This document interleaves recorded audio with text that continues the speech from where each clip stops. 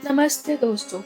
आज नवरात्रि का तीसरा दिन, एक ऐसा दिन जो हमें कोमलता से निकलकर वीरता की ओर ले जाता है। क्या आपने कभी सोचा है कि माँ के मस्तक पर वो घंटा क्यों है? क्या यह केवल एक आभूषण है या इसके पीछे कोई गहरा ब्रह्मांडीय विज्ञान छिपा है? आज के इस वीडियो में हम सामान्य कहानियों से ऊपर उठकर मार्कंडेय पुराण और श्रीमद् देवी भागवत की गहराइयों में उतरेंगे।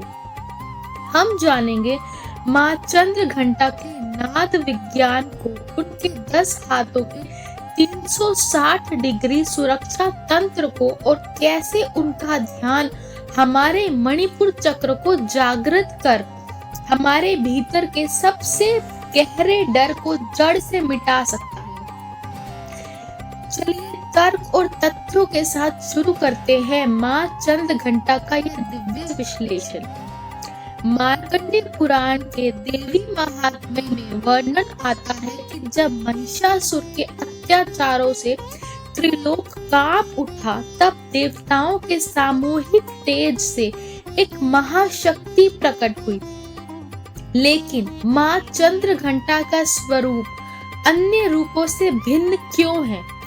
तथ्य: देवी भागवत के अनुसार माँ का यह स्वरूप विवाह के बाद का है। जब महादेव और माँ पार्वती का विवाह हुआ, तब माँ ने अपने मस्तक पर अर्धचंद्र को धारण किया, जो घंटे के समान दिखाई देता था। तर्क: यह रूप हमें सिखाता है कि गृहस्थ जीवन या शांतिपूर्ण जीवन का अर्थ यह नहीं कि आप शस्त्र त्याग दें। माँ चंद्र घंटा शांति और शक्ति का वो संतुलन है जो बताती है कि धर्म की रक्षा के लिए युद्ध अनिवार्य है। माँ का नाम चंद्र घंटा उनके मस्तक के घंटे की वजह से पड़ा। मार्कंडेय पुराण कहता है कि माँ ने अपने घंटे की भयानक आवाज से असुरों के प्राण हर लिए। गहरा विश्लेषण: वैज्ञानिक दृष्टिकोण से देखें तो हर वस्तु वाइब्रेशन है। जब मंदिर का भारी घंटा बजता है तो उसकी गूंज हमारे मस्तिष्क के बाएं और दाएं हिस्से को संतुलित कर देती है। माँ के घंटे की ध्वनि नाद ब्रह्म का वो विस्फोट है जो नेगेटिव एनर्जी की रेजोनेंस फ्रीक्वेंसी को भी तोड़ देता है।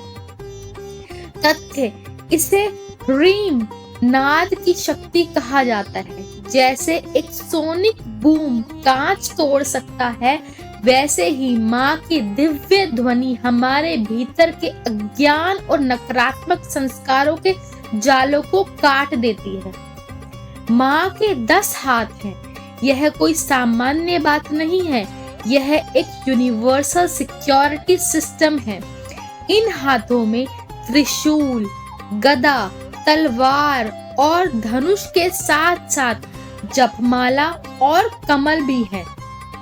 यह शक्ति और प्रज्ञा का मेल है। कमल शांति का प्रतीक है और तलवार अन्याय के विनाश की। 10 दिशाओं में फैले ये हाथ हमें बताते हैं कि माँ के भक्त को किसी भी दिशा से आने वाले संकट से डरने की आवश्यकता नहीं है। यह सर्वव्यापकता का प्रमाण है। योग शास्त्र के अनुसार माँ चंद्र घंटा हमारे मणिपुर चक्र यानी सोलर प्लेक्सस की अधिष्ठात्री देवी है।